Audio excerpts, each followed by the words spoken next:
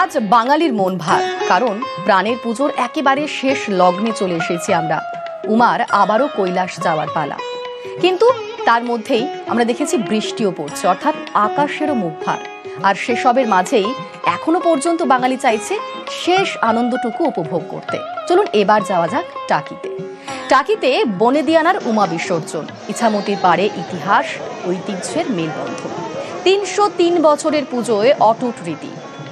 দর্পণ দর্শন, ঘট বিসর্জনের পর সিঁদুর খেলা, তারপর প্রতিমা নিরঞ্জন।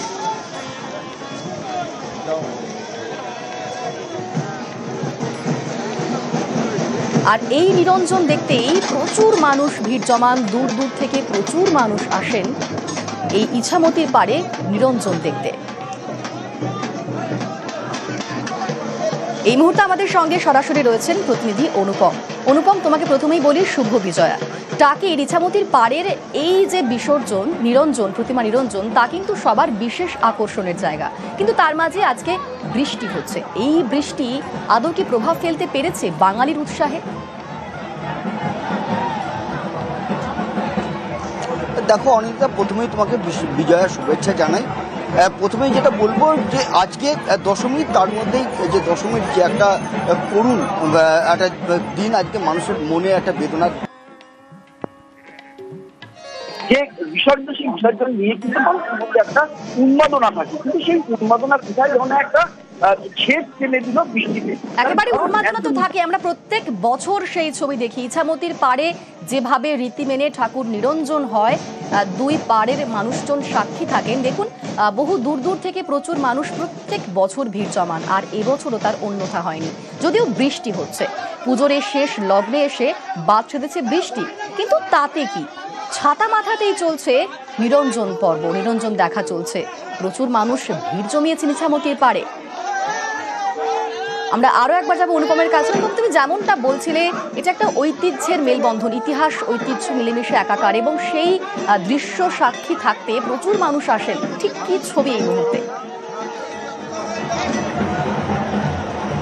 দেখো, এই যে ইছামতি নদীর একদিকে টাকি আর একদিকে হচ্ছে বাংলাদেশের দেবাটা, এই দুই পাড়ের মানুষ কিন্তু আজকের এই বিসর্জন দেখতে কিন্তু লাখো লাখো মানুষের কিন্তু সমাগম হয়। একদিকে যেমন টাকিতে, অন্যদিকে বাংলাদেশের দেবাটার নদীর পাড়ে, ইছামতি নদীর পাড়ে। কিন্তু সেই আনন্দের কোথাও যেন একটা ছেদ টেনে দিল বর্ষা। কিন্তু সে বর্ষা উপেক্ষা করেও কিন্তু প্রচুর মানুষ আজকে কিন্তু ছাতা মাথায় দিয়ে ইছামতি নদীর পাড়ে কিন্তু এসেছে।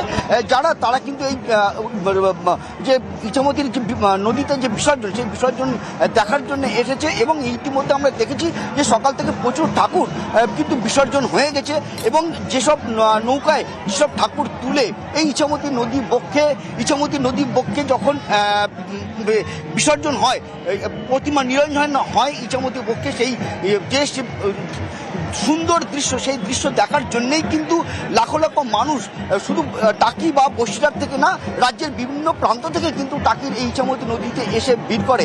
কিন্তু তারা কোথায় যেন একটা আশাহত হয়ে গেছে, তার কারণ বৃষ্টি কোথায় একটা বাদ সেধেছে। কিন্তু তারপরেও কিন্তু ছাতা মাথায় দিয়ে সেখানে কিন্তু এই ইছামতি নদীর পাড়ে কিন্তু তারা কিন্তু প্রতিমা নিরঞ্জন দেখতে কিন্তু তারা ব্যস্ত।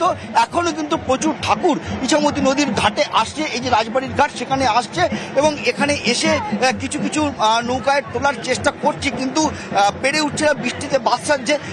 যে কারণে একদমই মানে বাঙালিরই প্রাণের উৎসবকে বৃষ্টি কিন্তু কোনোভাবেই এতটুকু দমাতে পারেনি, তা একদম ছবিতেই স্পষ্ট। বাঙালির প্রাণের পুজো দুর্গাপুজো, সেই দুর্গাপুজোর একেবারে শেষ ল্যাপে আমরা এসে গিয়েছি। সকাল থেকেই চলছে ঠাকুর বরণ, ঠাকুর বিসর্জন, কোথাও কোথাও হচ্ছে প্রতিমা নিরঞ্জন। আমরা সেই সমস্ত ছবি আপনাদের সামনে দেখাবো ছোট্ট একটা বিরতির পর। সঙ্গে থাকুন।